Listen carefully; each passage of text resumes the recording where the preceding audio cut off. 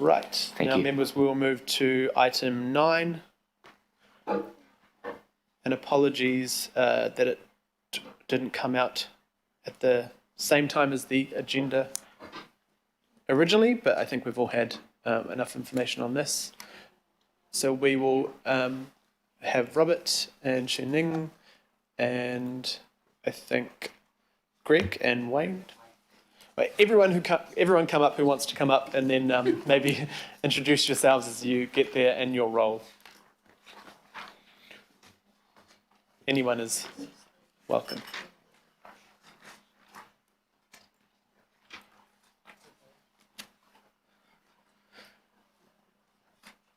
Cool, I'll just get you to introduce yourselves and your role in the organisation. Tēnā koutou katoa, I'm Zining Ui from the Transport Strategy team at Auckland Council. Morena, Greg Nelson from Auckland Transport. I head up the Transport Sustainability area and I'm working with Ning on this Pathways work. Morena, Wayne Donnelly, I'm Deputy Chair of the Auckland Transport Board. Kia ora koutou, Abby Reynolds, Director of the Auckland Transport Board. Thank you, and Shening, kia ora. So I just have a brief summary of the report itself and also the recommendations that we're putting forward. So in terms of the work, this work has been signalled through previous planning committee resolutions, so one in March this year and another one in June this year. The Transport Emissions Reduction Plan will give effect to Te Taruki a Tawhiri, Auckland's climate plan, which the Council endorsed in 2020. Te Taruki a Tawhiri includes commitments to halve our regional emissions by 2030 and also transition to net zero emissions by 2050. And the plan includes a modelled decarbonisation pathway that has a 64% transport emissions reduction goal by 2030 for Auckland. In terms of the approach that we're taking, this has been jointly developed by Auckland Council and Auckland Transport. The key elements of this approach is essentially to identify the key interventions that are required to reduce transport emissions for the region, and also to size the scale of those impacts. So we'll be looking at existing work that's already been undertaken by central government, literature review, business cases, case studies from comparator cities, to inform the evidence base that we're building. And we will be looking not just at transport interventions, but the other interventions that have an impact on transport, so land use being an example. And we'll be using the Avoid, Shift and Improve framework that covers a comprehensive range of interventions. Once we have the evidence base, we will be combining different programs of interventions together at different scales to identify the pathways that are required to get us to the 2030 target in Te Taruki a Tawhiri. And an important element after that would be to assess the various impacts of those pathways, so social, economic, environmental, cultural, financial impacts. The assessment criteria hasn't been set yet, but we are expecting that it would include priorities that are important for Council and Auckland Transport, road safety, public health, access, transport affordability, etc. We also note that the Auckland Transport Board will be endorsing the proposed approach in their August board meeting and will be delegating members to form part of the Transport Emissions Reduction Plan, Transport Emissions Reference Group. So which brings me to the next point, which is that we are seeking that a Transport Emissions Reference Group is set up that will provide direction to staff who are undertaking this work and who will adapt the proposed approach as required and approve a recommended pathway for endorsement by the Environment and Climate Change Committee and the AT Board sometime in the second quarter of next year. In terms of the composition of the group, I think you've got it up there. We are recommending that it includes the Chair and Deputy Chair of the Environment and Climate Change Committee, the Chair and Deputy Chair of the Planning Committee, the Chair and Deputy Chair of the CCO Oversight Committee, the Chair and Deputy Chair of the Independent Multi-Statutory Board, two members from the Mana Whenua Kaitiaki Forum, and as well as 3 members from the AT Board. We recommend that terms of reference is drafted and signed off by the reference group that will reflect the shared outcomes and joint approach that we'll be taking for this work. And in terms of next steps, we are meeting with the Manawhenua Kaitiaki Forum next Thursday to seek their advice on how they would like to be involved in the development of this work, and also invite them to nominate members to be part of the reference group. The AT board is looking at the proposed approach at the end of August. We are aiming to provide a progress update to the Environment and Climate Change Committee in December. The government is releasing its emissions reduction plan by the end of the year, and we are hoping to come back to the committee with a recommended pathway sometime in the second quarter of next year. Thank you. Perfect summation, Janine. Thank you very much. Before we move to the item, I think, was it Deputy Chair Wayne Donnelly, you would like to speak to it as well? I'll just move what is up there, and Deputy Chair Pippa Coombe will second, and then we'll go to questions after Wayne has spoken. Thank you. Thank you. I might get my colleague Abby to talk to you as well, because this is her area of expertise rather than mine. My comments really are addressing what's in front of you in terms of governance and program and things like that. The AT board wants to make the strongest possible contribution to this task, so thank you for the opportunity of being here today. The governance structure and the general approach is supported by the board. We will look at it more formally on the 26th, but the discussions we've had, we think it's very much on the right path. But there are a few points we would like to make for the consideration of the reference group and this committee as this work gets underway. If I can bore you a little bit with some history, it's 50 years ago I joined the Auckland Regional Council as a new engineer on Robbie's rail plan. I was the second FTE on that team, so obviously it was all too little too late, and we're still trying to build the thing. Those 50 years involvement, I've been in touch with many large projects, transport initiatives, and in my mind combined, they pale into insignificance compared to the task ahead of us over the next 10 years. In the Herald today, there's a report that says a 7.6% reduction in New Zealand emissions in the 2020 June quarter. There was a 7.6 reduction for that quarter. That required level 4 lockdowns and border closures to achieve. So it gives you a sense of the scale we're involved in here. And I think the board's first area that we think perhaps should be looked at again is the scale is not quite being recognised, but in this. I think our second area is the one of applied resources. It does appear to us that we're going to rely on our best and busiest people to do this alongside their day job.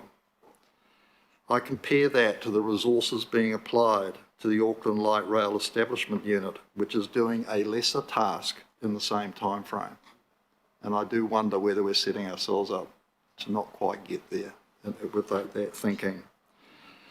The board's other areas of concern is the apparent belief that referring the results of this process to the current planning and funding framework, which includes the RLTP, will bring about the implementation at pace. Those documents, certainly in my view, are inadequate and too narrow for the task.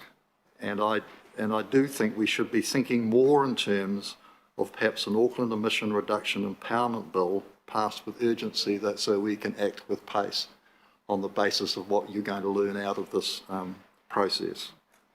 Again, I emphasise the board hasn't discussed that, but of the few discussions we have had, these are the points we bring out.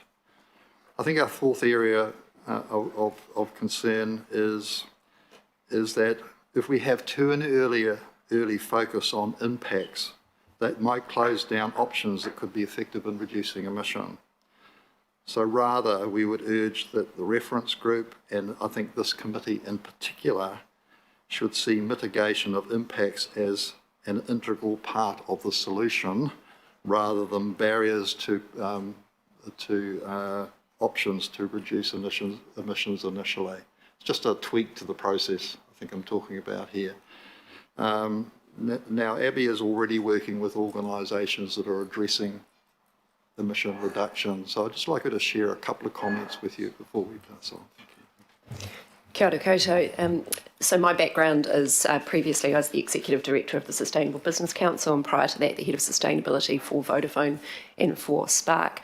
I've spent the last 13 years working with New Zealand's largest corporates to help them think about sustainability, and climate change is a critical piece of that.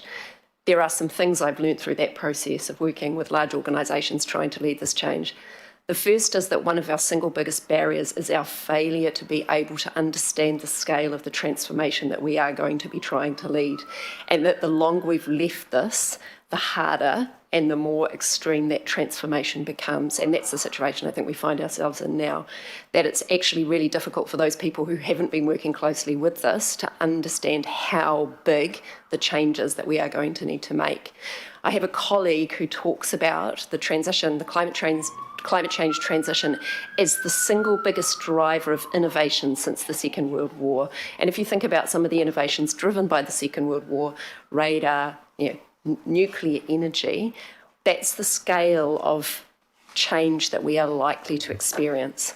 So I guess one of my reflections for this group is to wonder about the constraints we have just simply because we're not able to conceive of how big this change is going to be, which is sort of emphasising the point that Wayne has made.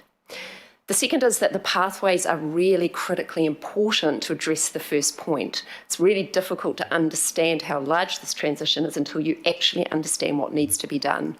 My hypothesis, based on my 13 years, is we are going to have to figure out every lever, every opportunity, and we are going to have to pull all of them.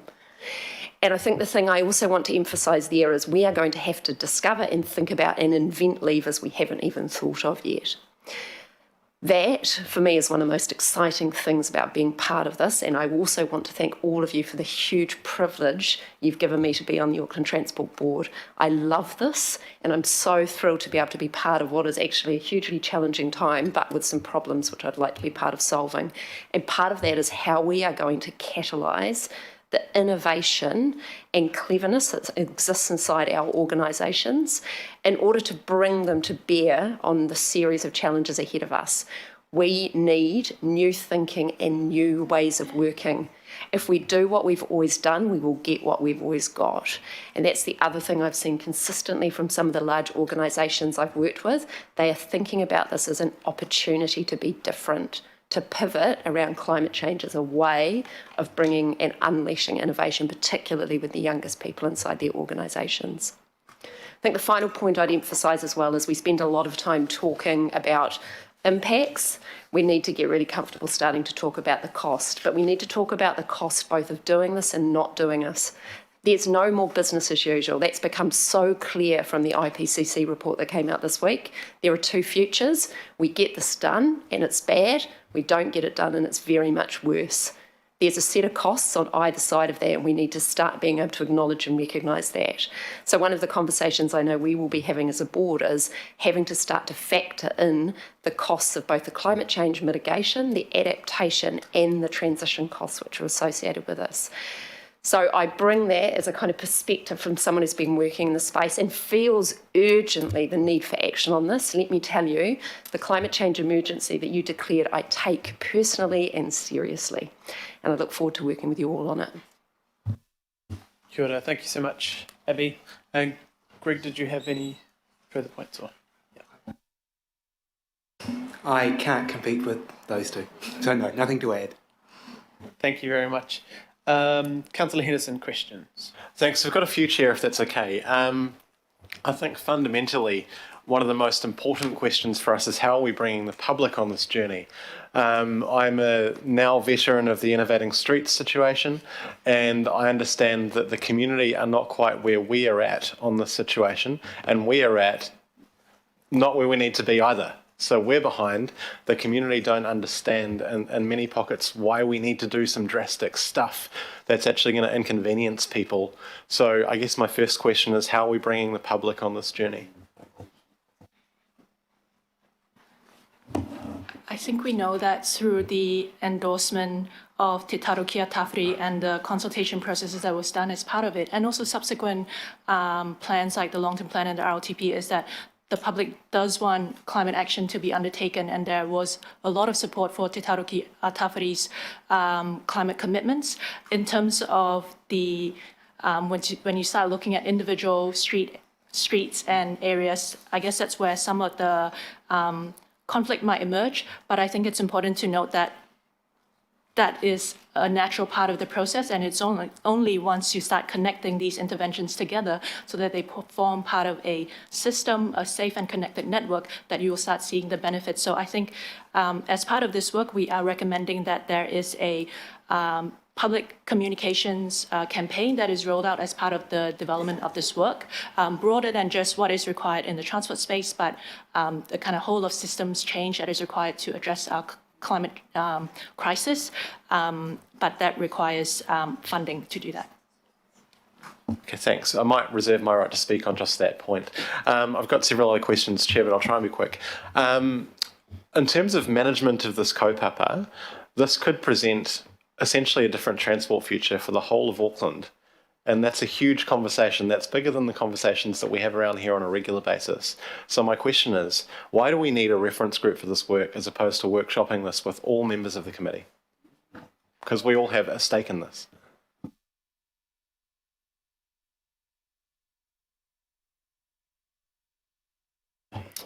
Through the, how about I'll give that a go. So what we're really looking for in so many of our projects is a smaller group, and small's relative. This is reasonably large, but it's certainly smaller than this whole committee. We do need a smaller group to be able to assist us in direction and just making sure we're on the right track. It's not about excluding this committee or the AT board, for example, or anything like that, but it is getting representatives to help us do the work. It just becomes unwieldy otherwise. Having said that, though, I'm looking at Ning and Greg. There will be opportunities for us to either give updates or opportunities to workshop, things like that, which we will absolutely do with this committee, and happy to do that. We just think it's a little more practical to have a smaller group. That's all in terms of directing the work on a kind of a month-to-month basis. And what I'd add, given the numbers that we have, currently we have coming back to this committee in December. I think that a key role for the reference group is to decide should there be more frequent engagement with this group and what the nature of that engagement should be. I think that's the best approach. If I could, Mr. Chairman, in my experience of this kind of venture, it's very useful to have an agile governance group that helps things tick over. And one of its key functions is to flush out the bigger discussions that need to come back to this group for guidance. I think the structure works for those reasons, and it's not about taking away any decision making from this committee. It's just about facilitating those who have to do the work, keeping them on track, and elevating the stuff that needs to be elevated. And the frequency with which that happens will fall out of the process. Okay, I might have a quick word on that one as well, because I also point out that there's no one from West Auckland on that group, and that's the highest emitter per capita in Auckland. Still, I mean, for example, we just found that 91% of Henderson residents still use their car, and that has a train station in it. So that's a big issue. And issue, Māori and Pacifica community is very high in that community. I don't want to be parochial Pete here, but I think that's just an important thing to raise. But I have a different question as well. My last question, thank you, Chair. So this plan is absolutely necessary, and I share your belief in this, but it will bring up potentially a very large price tag. So I liked the suggestion on potentially an act of parliament to try and solve the issue. But my question is essentially, how are we going to handle the financial situation that comes out of it? Because the community won't want a report that's totally unfunded. So how are we going to handle it? I'll try to answer that, and maybe other people can supplement. We know from that there is going to be a substantial investment that is required to support this work, but there are also ways of looking at our existing infrastructure and existing network that can help with reducing transport emissions that won't have such a big price tag. We also know that the Climate Change Commission's final advice has recommended that the government provides a substantial increase to local government on public transport, walking and cycling improvements. And this plan will help us position ourselves to, receive the funding that is required to do this work. If I could make a follow-up point, while we don't know what the plan is, we have no idea what the costs are going to be. So the conversation is extraordinarily difficult in terms of because we are going to need to speak to the government until we actually know what we need to do, what's the price tag. So that's why, at least from my point of view, having a really clear pathway is really critical. It helps us think about all of those things in a really holistic way. Yeah. And the other issue, this group is not going to be, it was originally going to be called a governance group, and I asked quite clearly not to call it a governance group and to call it a reference group, because this group will not be making decisions. Everything will come back to committee, go to local boards for feedback and then hear decisions, but also this will be the tool that influences the future RLTP, the future budgets, the future 10-year budgets. This is not going to suddenly drop out a whole lot of things that no one's had a debate or a say in. This is about trying to finally get the answers to the questions we've been asking when the RLTP comes up, when other things come up and we go, well, just reduce emissions. Actually, we've never really delved into what it looks like and if it, so then at that point, this will help, much like a health and safety plan or other things we've done that will influence decisions going forward. Councillor Young. Thank you, Chair. Just two questions here. Is this work an opportunity to review our current transport investment to ensure that we can get the highest emissions reduction? And my second question is, will this include prioritizing rapid transit investment and focusing on part of our city which currently have the least public transport options? Thank you. Through the chair. Oh, go, Jacques. I know, you go. Yes, like everything we look at in climate change, because it's not obviously just about transport, but this is what this particular work is. Yes, it will impact ultimately our investment in transport. And that's some of the levers and things that the team have been talking to you about today. But we don't know the answers to that yet. And part of that, to your second question, is one of equity or accessibility, however you want to frame that, about enabling people the choice to get around with different modes, particularly public transport. So again, that's all part of the package. There will be some change suggested that will come out of this, and then the conversations begin and decisions need to be made by this body and others about what that looks like and when. Thank you, Councillor. Councillor Simpson. Thank you, Mr. Chair.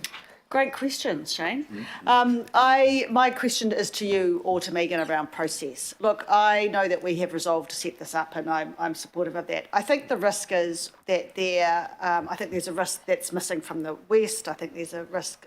You've got too central, you've got too south, you've got too north, and you've got no one from the west. I don't know where Mana Whenua Kaitiaki Forum will come. I don't want to add people to this reference group, but my question is around process. I think it's really important that we have a workshop before you bring this back to a public committee, because, I'm part of the governance of this region, and if this group come up with something I'm not happy about, I would rather have the opportunity to input that at a time and see whether that could be accepted, rather than have a spat around this table. And I just think it's not if we have a workshop. I think we absolutely need to have a workshop.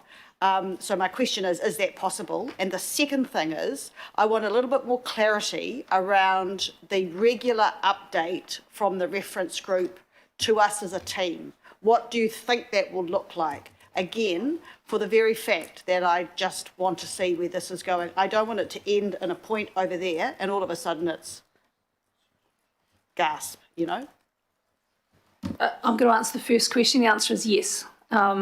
They're absolutely. So we will come back to this committee anyway in December, as we've referenced in the resolutions. But we will do other workshops as well. Okay, so the answer is yes on that. I'm not sure if you've had thoughts around what reporting from the reference group might look like. I think that's something that should be discussed as part of the formation of the reference group and should be included in the terms of reference in terms of the frequency of the updates that they provide to the wider committee.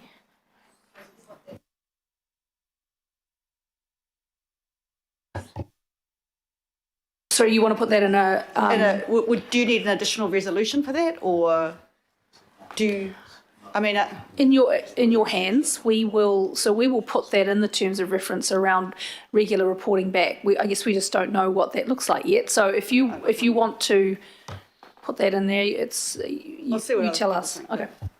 The other thing is that the December also, we will be doing updates prior to an official committee, but even the December decision is an update before a final decision later next year. So December will be like an official Progress. check.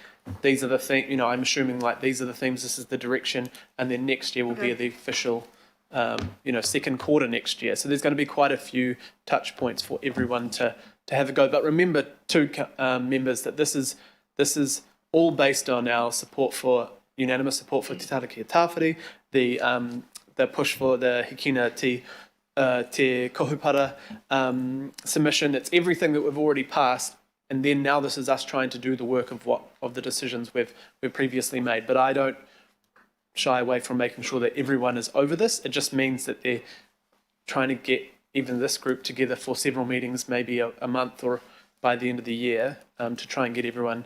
It may not be possible. Deputy Chair, Councillor Coombe. Thank you, kia ora koutou, and nice to see the Wayne and Abby alongside the kaimahi. Great to have the directors here. I've got a question directed more to Auckland Council Ning, and then one to Auckland Transport. There's been a bit of discussion around the cost, and it has been talked about the cost of inaction as well, and the report doesn't really address that we're likely to have far more cost because we don't act. And I don't expect, I know that's a big bit of work to do that assessment, but is it something that is being looked at, that we will have some analysis on the way through? Because I think we've got to get the equation right. Yep, definitely. So there will be, in terms of the development of the pathways, there will be one that is a business as usual pathway. So the assessment of the impacts of a business as usual pathway will include the cost of inaction. Right, well, that's really good to know. In terms of the consultation, and the report does talk about, we had this incredible support for Te Taraki Tāwhiri. We know we have to act. We've declared the climate emergency, but at the same time, we've got this tension of the report sort of assumes that there's going to be extensive further consultation, and I just would like to understand in terms of the recommendations that are likely to come back. When we've looked at how we went into COVID and declaring an emergency there wasn't time for extensive consultation about how we were going to act to that emergency. And we're getting to a point where we're going to, that's going without saying that we have to act as this is an emergency. So are we going to be very clear as a reference group that what is going to come through the TERP is going to be actions that might not actually enable a process of extensive consultation because of what we actually have to do on the ground quickly? I'm going to respond on Ning's behalf, and I'm also going to respond to some of the earlier questions. There's quite a bit of detail around this work that we haven't figured out yet, including how we engage with stakeholders, communities, etc. So how we assess impacts, all of that. So the idea is that we will now start doing more detailed work, what that looks like, and take those as recommendations to the steering group, for the steering group to give us some direction on that, and that's how we will do it. That will then obviously also include, do we have a general public consultation while in the development of the plan, or is that something that happens with its implementation? All of those kinds of things are the kinds of detail that we have to work through and bring to the steering group to give us some direction on. That will also include, I was going to say that earlier, but in terms of the engagement of this committee, do we use workshops more than just updates, that kind of thing? That was all the kind of detail that has to be sorted. And if I may, Mr. Chair, I do just have two other questions that I just would like to draw out. And this one's directed at Auckland Transport, and I'd love to get your words that you read out there, Wayne. I was trying to take notes, but there's some really good things there. I imagine that Lee Alton was the first employee of the light rail back in Robbie's time. He's made that claim, so maybe he was the first and you're the second. But just about. No, he said that when he took on the chairmanship. I've heard him say it at a public meeting. Anyway, sorry. Yeah. Sorry to be a bit of a downer in terms of where Auckland Transport might be coming from, and it's great to hear the leadership and what you're saying. But within our report, we've got a regional streets for people fund criteria, and I have been told that this is going to be changed. But Auckland Transport managed to sneak in there, it's on our agenda, a criteria that is kind of contrary to what we're trying to achieve and anti what we're doing, and is making an unsupported assertion that has cropped up elsewhere. And I just feel like, you know, there's an issue here about how we're going to bring the organisation along to really understand, you know, what we're trying to achieve and also the means by which we're doing it. And it's, you know, we might have to end up in a situation like the UK where the government has come in and said, you've got to do it in this way in terms of supporting low traffic neighbourhoods and all these interventions. So I just wanted to raise that as a concern in terms of how that can be, well, it's a question really as to how that's going to be, how we're going to bring the organisation along to really understand what we're trying to achieve in terms of reaching our emissions targets. You've caught me out. I know it's not on my radar at all that there's an issue, so come back to you on that. Is it? I've got a bit of that. As a relatively new director, one of the things which is really important about this plan is what it helps us do as governors is have a conversation about everything lining up behind the decarbonisation conversation. So at the moment, as an organisation, we're trying to meet lots of objectives, and I think we're doing a relatively good job of that. What this will give us is a really unequivocal plan that helps us understand all of the steps that need to be taken in order for us to get to the target. It kind of goes to my point about the scale of the transformation. Like at the moment, organisationally, I don't think we yet entirely know everything that's going to have to happen. This plan will help us do that, and I think that helps get everything behind what we're trying to do. So from my point of view, that's why I've been pushing really hard for this as part of my role as a governor. Thank you. Good to hear that. And I have had some reassurance that the criteria is going to be changed based on the feedback. So although it's made it onto the agenda, it shouldn't be there. And lastly, Mr. Chair, and this is more directed at you, I guess, in terms of this makeup of the reference group, and I know it's getting quite large, but also it does reflect that our regional roles, and with respect to,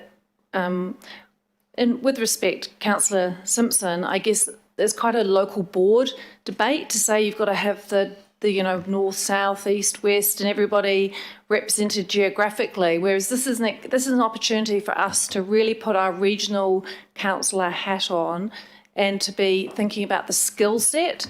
So if there are skills missing, I don't think geographical representation is necessarily a skill that we need to have on there, but this is where I absolutely would want to take on this role in terms of have we got the right mix of skills from our committee roles, and it's our opportunity to be regional councillors. So I guess, Mr. Chair, I'm comfortable with that makeup if you're feeling that we've got that mix right, even though it does become quite a large reference group. Kia ora. Thank you for all those. I do appreciate that I had a big chunk of questions, but yeah, appreciate it. I mean, I'll just take that as a comment, but I think the resolutions are up on the board. Councillor Filipaini. Thank you, Chair. I will restrict what I'd be saying here as questions. My first question is how, where is it? How important is it that the demographic groups are a core focus of the implementation of the pathway? How important are they? That's one question. We've talked a lot about cost and impact thus far, and so we'll answer your question. When we're talking about costs, we're not talking about financial costs. We're talking about costs to the economy and society, and in society within different groups, be it based on gender or ethnicity. So we're looking at making sure we're covering all those different groups and the transport impacts. Yeah, because I'm not talking about costs, just to clarify that. It's around consultation with... Consultation, sorry. Yeah. Sorry. Do you know who the demographics that we have within council report to? Do you know which committee they report to? I'm asking the staff the question, sorry, Chair. I'm going to jump in there. Councillor Filipaina, you will see in the, there's a section in the report where we talk about the stakeholders that we need to engage on. And one of the examples in that list of stakeholders, and again, that's not something that has been finalised, this is work that we do need to do more detail, and we'll come to the steering group on that. But, for example, we've included all our advisory panels, because they are really key and they represent a whole. So there's an example of some of that kind of input that we need to get in terms of developing those pathways, not just implementation, but the development of the pathways to understand those impacts.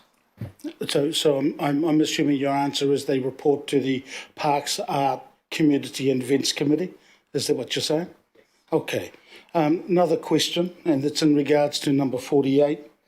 You mentioned the four well-beings in regards to number 48. And you've said that the assessment is critical to selecting the best pathway for Auckland. Is that statement saying that any communication input from our community is the best pathway for Auckland in regards to this particular item?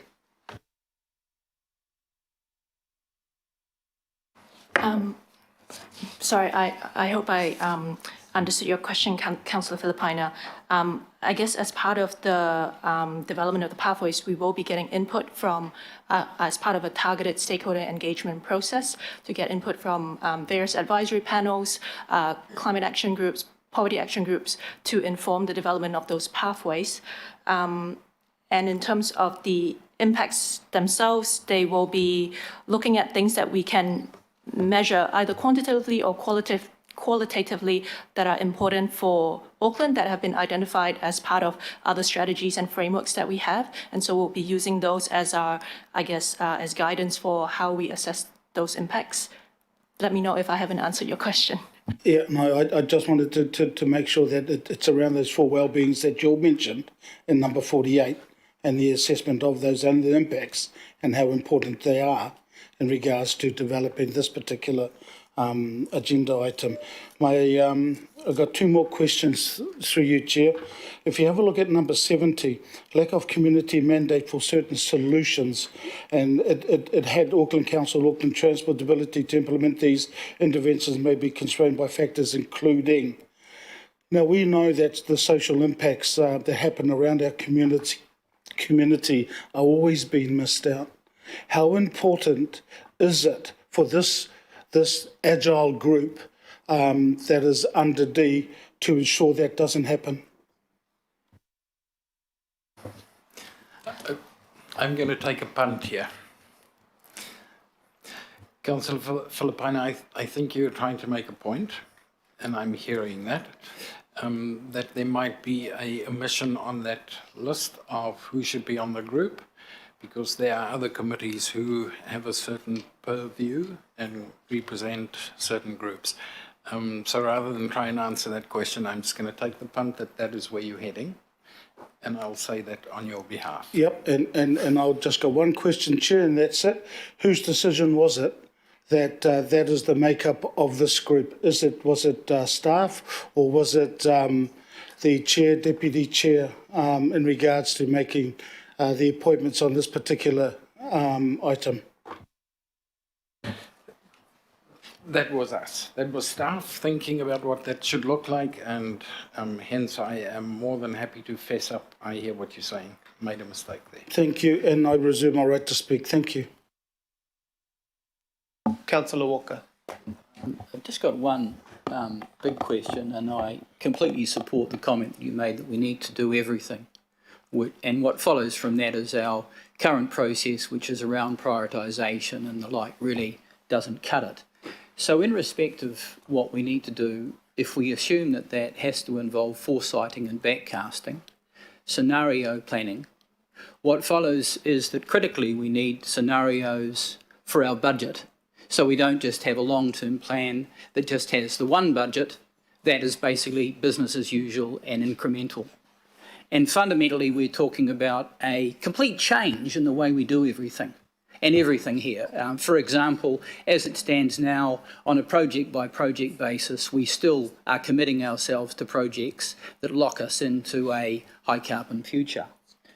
So I've got a real concern around our ability generally to be able to address these issues. I've been to the odd COP conference, multiple conferences around this issue over decades now, and one of the observations that I make, certainly under this current term and the previous term, is that our council has actually become ever more introverted in respect of exposure to other cities, what they're doing, as a country where at the bottom end in terms of dealing with emissions, and as a city, much the same.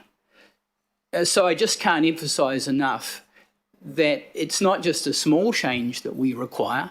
The very way we do things and we address things has to be brought into contention, and that involves us.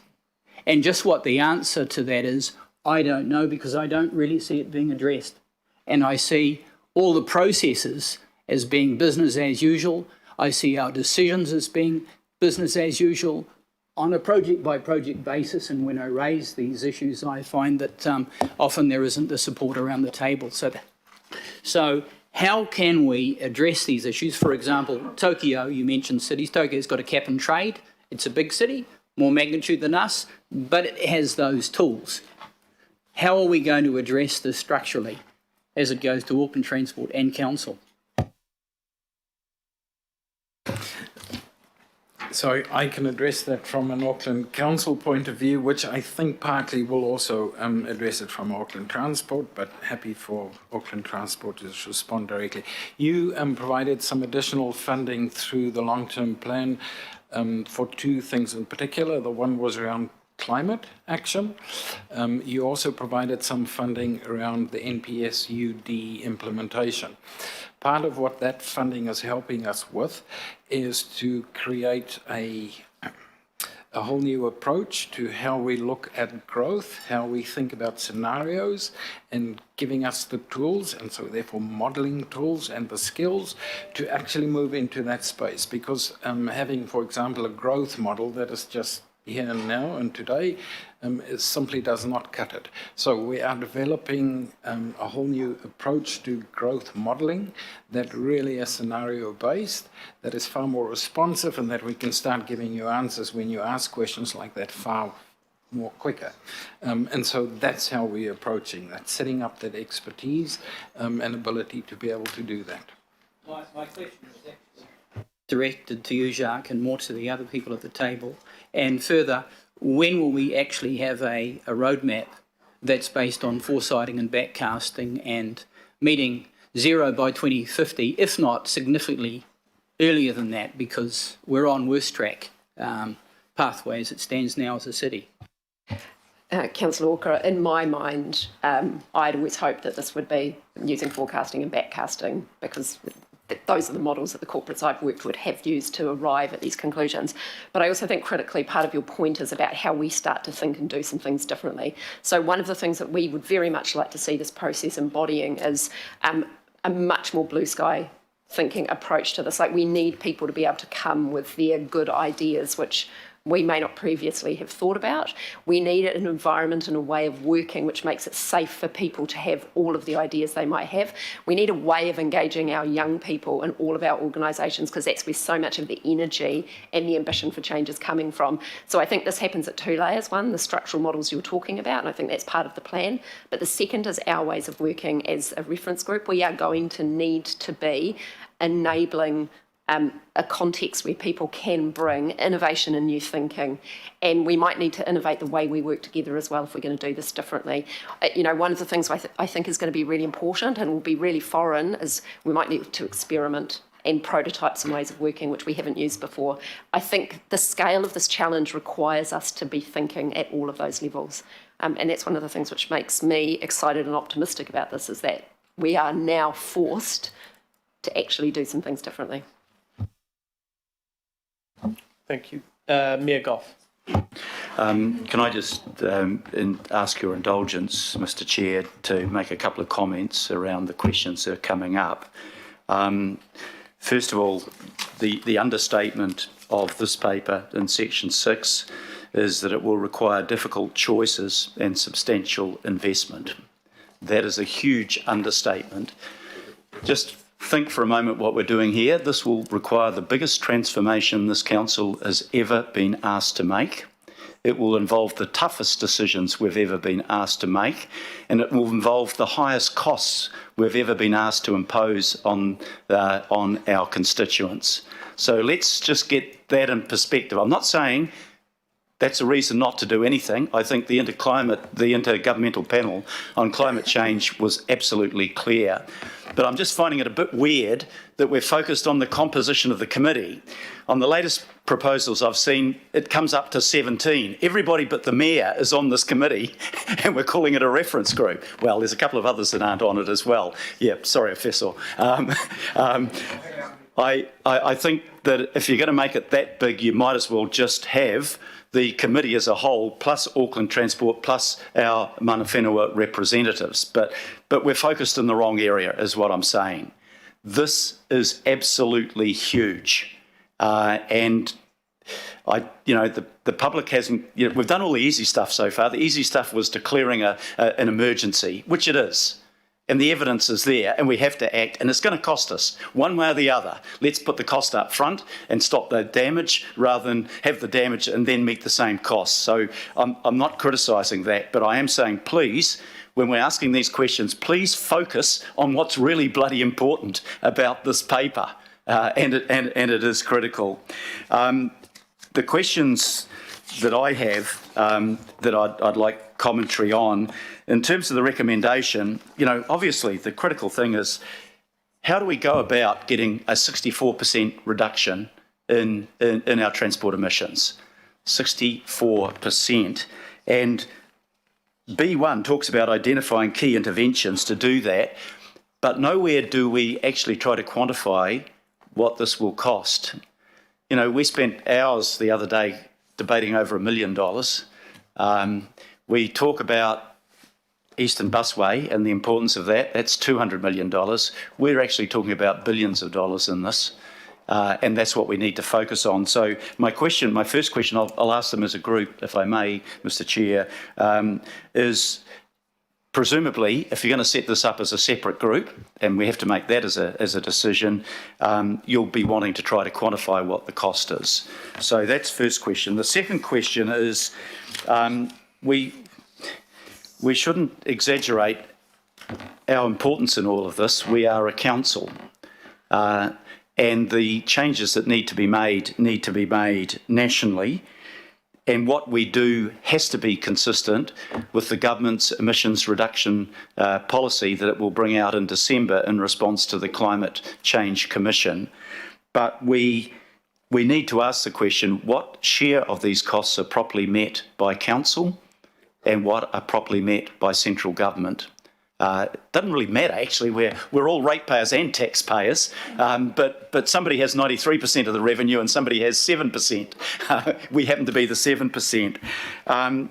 What does this actually mean to the burden that we'll be placing on our ratepayers, and are they in a position to meet that burden? That's a serious question. And what, I think Shane's question was a good one too. If this is a big burden, everybody says we've got to do more about climate change, right up to the point that you put the finger out and say, you are going to be paying for this, and you, meaning we, are going to be paying for it, and we have to pay for it. So maybe this reference group's also got to think about how we get that message and convey that message and continue to work on that message with the public. Because, I don't think we around this table get the implications of this, and if we don't get it, the public aren't going to get it either. So that's going to have to be spelt out. So those are, the other question is, actually, how realistic is it that we can put the infrastructure in place in order to deliver that 64%? That's a real question. The projects we're working on now, we know they're 10 years in the planning, and we're going to take a huge group of people off the road and put them onto public transport. Are we going to be able to deliver that within the time frame? That's a serious question as well. So there's one other, and it's just escaped my mind at the moment that I was going to ask about. But yeah, no, that's underlying. But maybe if people at the end of the table could just comment on some of those things. But if I bring back to where I started, Mr. Chair, if we're going to have everybody on this reference group, there's little point in having a reference group rather than having the committee as a whole plus transport. Auckland Transport's absolutely essential. Abby, it's great to have you on board. Thank you with your background expertise, and Wayne with your institutional memory, and Mana Whenua are critical to this as well. But hopefully, that's comment and question, but to try to put what we're doing today here in context.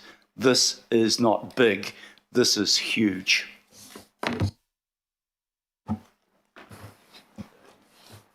Comment, Shanning? I can't answer that, but I'm going to try. In terms of the costs, can't tell you what that is. Until we actually do the work, we won't know what those costs are. But the point you are making, this is not a little thing. This is fundamental transformation of the system and how we think and approach everything. So I think that's really the point you're making. In terms of the costs, what we will try to do at this in developing the plan is start giving a feeling for it. But I don't think that we will be able to quantify all of the costs exactly. What the pathways will do is look at this at a regional level. The implementation is going to then come through at a more local level and the actual projects.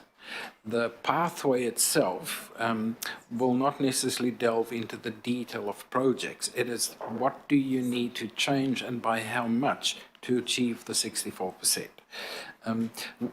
The intention is that we do as much of that as we can, but I think a lot of that will actually play out once you have the plan. You understand the quantum of the change and the nature of that change.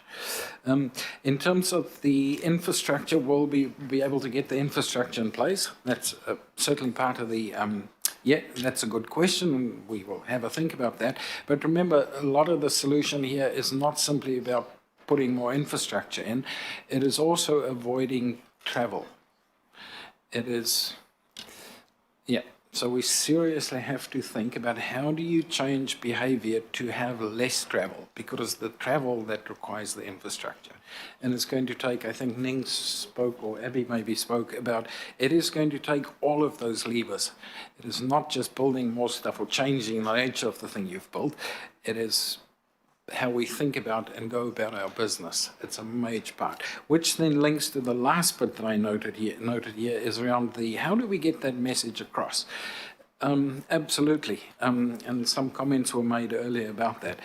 So that is part of the detail work that we will put some recommendations together to the group or the committee or however that ends up, our thinking about what that might involve, when you might do that. I don't think it is a one-off, let's do a 6-week thing. This is probably an ongoing campaign and working with people, educating, helping understand. So that will be part of what we put to this group on some of our thoughts on how to go about that. I'd just like to add some comments. Thanks for that, Jack. First, on the communications campaign, one thing that we have to be really deliberate about is, as we progress through this year, there'll be more communications from the central government around their emissions reduction plan for the country, and how can we time anything that we do to get benefit out of the communications we'll see from central government as well. We don't want to be left in a position where central government is taking all the share of voice, all the noise, and Auckland Councils and Auckland Transport aren't contributing to that. So it's a timing element there. So it's definitely beyond just infrastructure. There's many tools. One tool is one that we know will have equity impacts, like road pricing. So we know about the congestion question. We know that will give a small amount of emissions reduction. We know to get a significant amount of emissions reduction, it would mean quite a high price potentially on people using the road network. So it's how we reduce people travelling as well. And that's where it's critical that we quantify what the costs are of that on the Auckland society and on the economy. We won't be doing our job if we haven't answered the question, how do we get to the 64% reduction? So from my point of view, that's the thing. Yeah, what has to be true for us to get there? The second thing that I think it's also worth just commenting on is one of the great dilemmas of climate change is it's the worst diet we've ever been put on. No flying, not so much driving. Some people will tell you stop eating meat, stop eating cheese, stop eating butter, all of that sort of thing. And one of the dilemmas in this space for all of us is that there is no one out there telling the compelling story about the beautiful future for Tamaki Makaurau, for Aotearoa, as we decarbonise. And I think that's one of the things I'll invite all of you to wonder about. What's the picture you can paint for your communities? And we're going to need to start painting for all of them about how we create a compelling picture of a future that everybody wants to create with us. That getting on your bike is the sexier thing to do. That catching public transport is what the cool kids do, that more working from home is the way we're going to roll. Part of our challenge in doing this work is finding a narrative that actually helps people make this transition. And that's been such a big gap nationally and internationally. You know, it's a really hard piece to do because it's so ephemeral. But I think there's a wonderful opportunity for all of us to start wondering about the picture that we can paint for our constituencies, which helps them make sense of this and makes it something that we can start to embrace and that they can start to create with us. Because part of what we are going to have to come back to you with is a behavioural change plan. We are going to need to talk to you about what we are going to have to do to help people make this transition. Like, there's no question in my mind that we're going to have to spend money on that. So my invitation to all of us is to start wondering what role we can play in that. And I've heard some of it from some of you already, so I think there's great skills in this room to do it. And how do we up the ante on it? Mr. Chairman, I remember the one thing I was going to ask, and Abby just promoted that. We talk about the co-benefits, which goes back to Shane's question about how you promote this. But the biggest co-benefit, if this works, will be totally reducing congestion, because people aren't going to be driving around like they are now. So, you know, we worry about congestion at the moment. What the reducing our emissions will mean will be significantly reducing the number of cars that are on the road, and that's the new future that we would be looking forward to. And in that context too, coming back to infrastructure, we actually have a lot of infrastructure in Auckland. But we use it for storing cars and driving cars. And I mean, there's a lot of conversion of use that should be able to happen under this program in due course. Thank you. Member Wilson.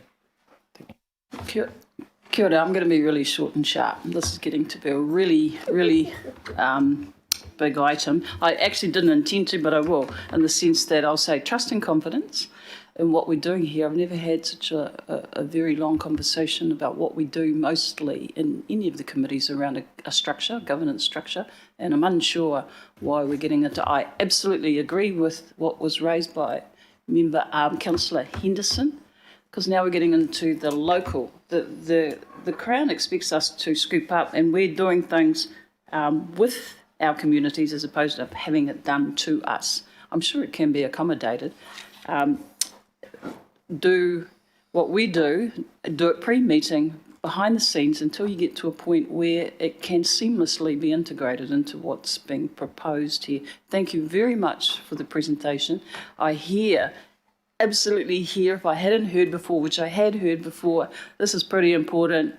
Let's do this rather quickly. Let's get into the meaty bits as soon as we can, but I'm not sure how we can do if we have this rather. I agree with the workshops. I agree with Councillor Henderson. I agree with Mayor Goff. Let's just do it, surely.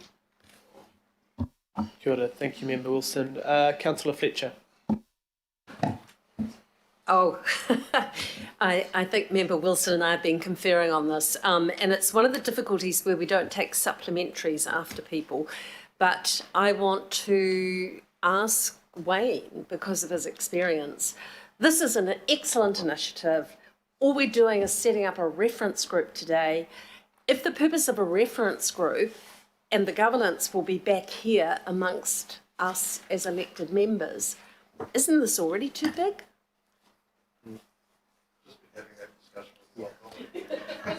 So, I just want to, the chair's to be commended for bringing us. And it's not my decision. Keep it as small as possible and see how it works. And that really comes down to how interaction happens between you and the people who are on it while it's going on. You don't have to closet things up until you come back to a committee. You're meeting all the time. You can have conversations over the coffee. I mean, it's nothing secret here. And I think I've got a sense of what the team's going to have to do here. And they're going to have to move very, very quickly. And they're going to have to get guidance very, very quickly. There's two sides of this. Governance starts with a G, so does guidance. And there's two roles here. I see the reference group as a guidance, the guidance group who's constantly saying, have you taken this into account? Are you taking that into account? We need to draw that issue up and take it upstairs because it involves a bigger way of thinking than you're dealing with here. So it's a flow. It's not I think we think in square boxes sometimes, but it's about allowing the team to move at pace with some confidence and having a mechanism to take the wider governance along with it as it happens. And that's the sole role of the reference group, is to make that connection and bring the governance wisdom to the guidance process as it's going along. I don't think of it as another committee. Won't work if you do. Chair, I would ask you to reflect. I mean, everyone's agreeing with this. We all think this is a terrific idea. While this committee's been on, my 102-year-old aunt has died, and maybe it's making me feel a bit impatient, but we're going round in circles on this. I already think this is too big. Unless you've got some proposals that will diminish the numbers that we've got on the reference group for all the reasons here, I think we should just get on with it and look forward to the reports back. Thank you, Councillor Fletcher. We have 4 people left for questions, and we will try and move along, because I purposely said we do not need lunch today because we'll be finished early, and that was probably my fault. Councillor Bartley. Thank you for this presentation. I wanted to pick up on the languaging of it. It's very non-committal, considering that it's a huge thing that needs to be done, that we all agree needs to be done, but it's like modelling an indicative pathway as opposed to achieves 64%. The plan includes targets to have regional emissions, includes targets as opposed to this is how you're going to have it. You know what I mean? Like very, very non-committal. Kind of like a recent relationship I'm in. Very non-committal. So,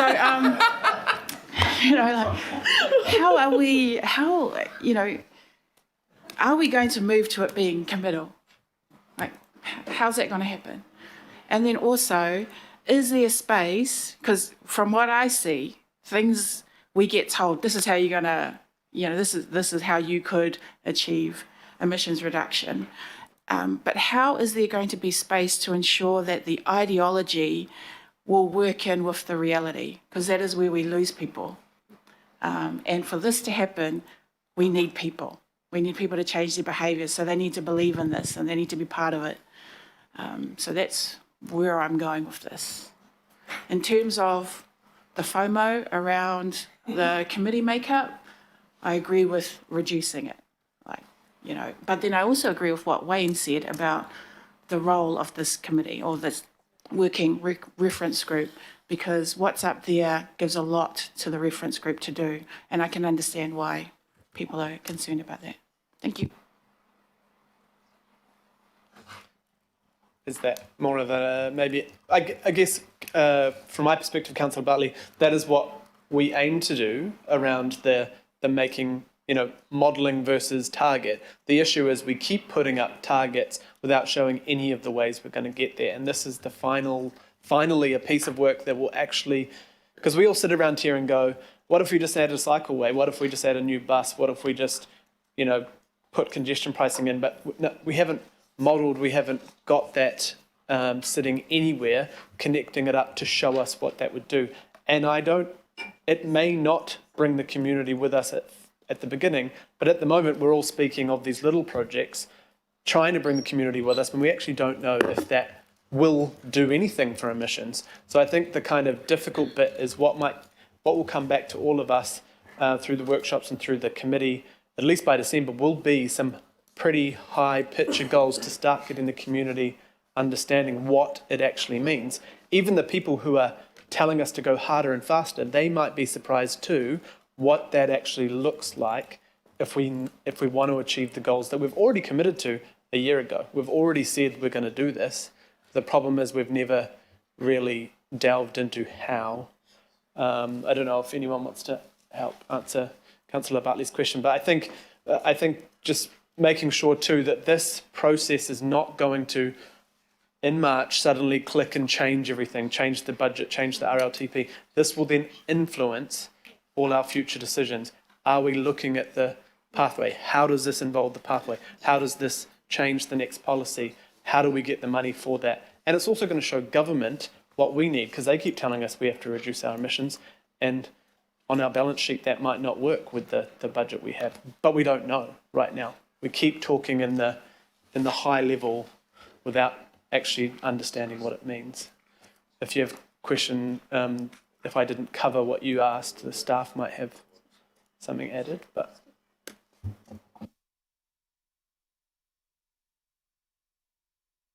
Councillor Henderson, question?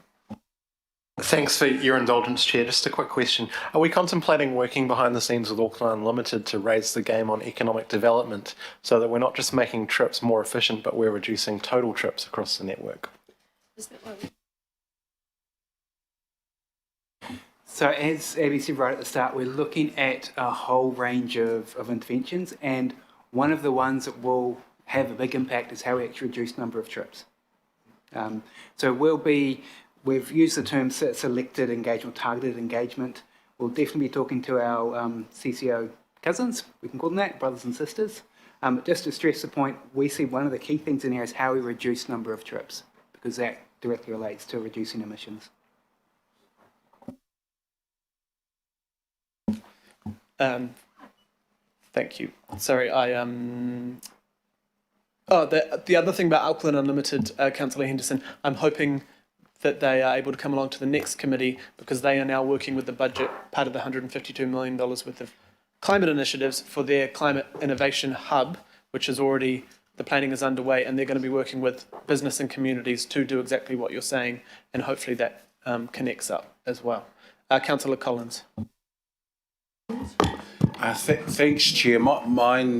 Yes, I'll make this into a question, and I want to pull up from. I like the idea of committal, because, and I thanks Councillor Bartley, because I'm asking this question in relation to the communities that you'll engage with. So I guess I can wait a bit when you establish the stakeholder group and who you're going to be speaking with. But often in these situations, I love the idea of a vision, being ambitious about where we're going, because I think that's really important.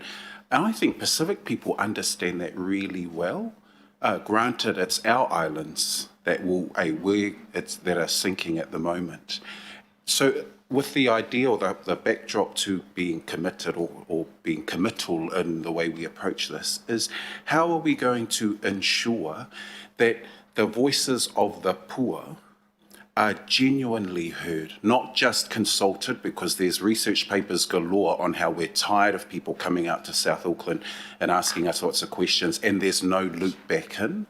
So granted the challenges of the poor and the vulnerable and the communities that have gas guzzlers to get the kids to sport on the weekend, how can I be confident, regardless if it's this group or a bigger group, smaller group, whatever group, that those voices are genuinely going to be heard, considered and taken in and taken on board?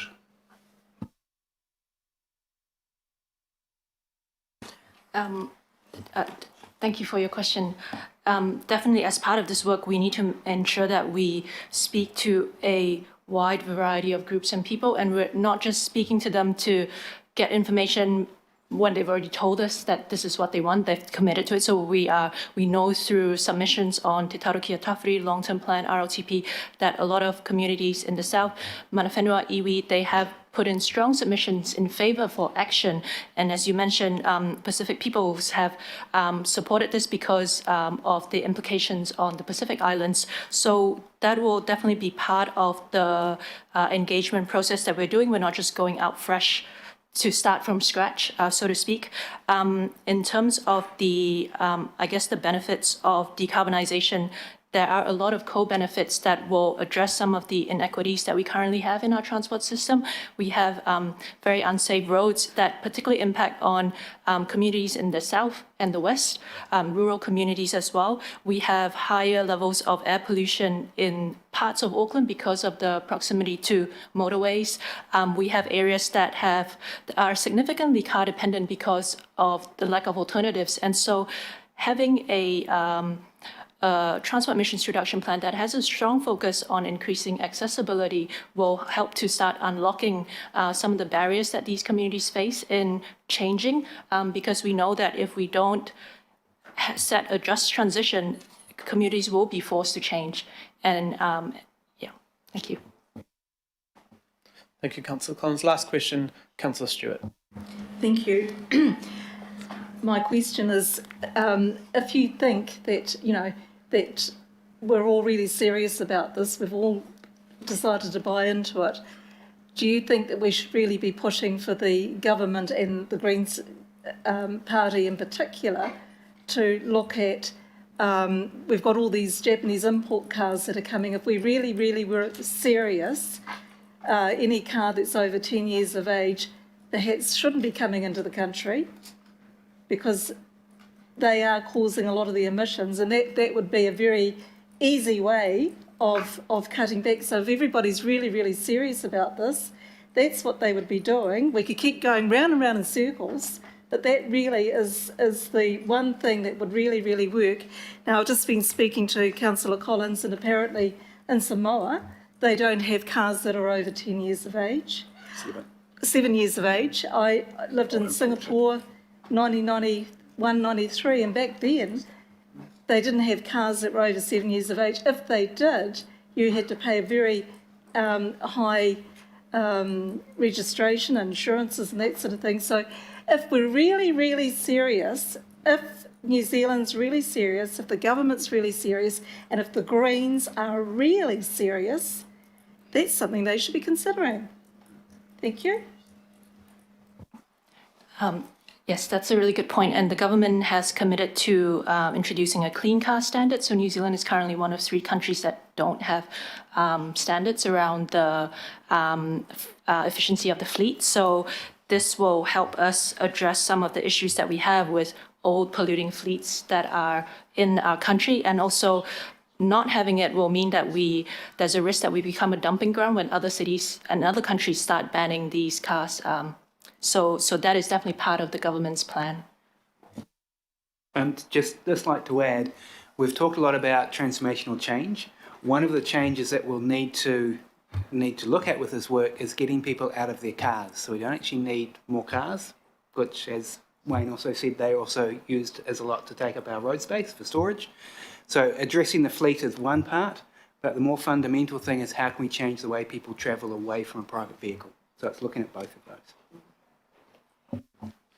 And if I could add a final point, one of the things which is so hard and difficult about this whole climate change piece is there are just no silver bullets. That will be part of it, and there'll be hundreds or possibly thousands of other solutions that we need to find. Like, that's the scale of the transformation.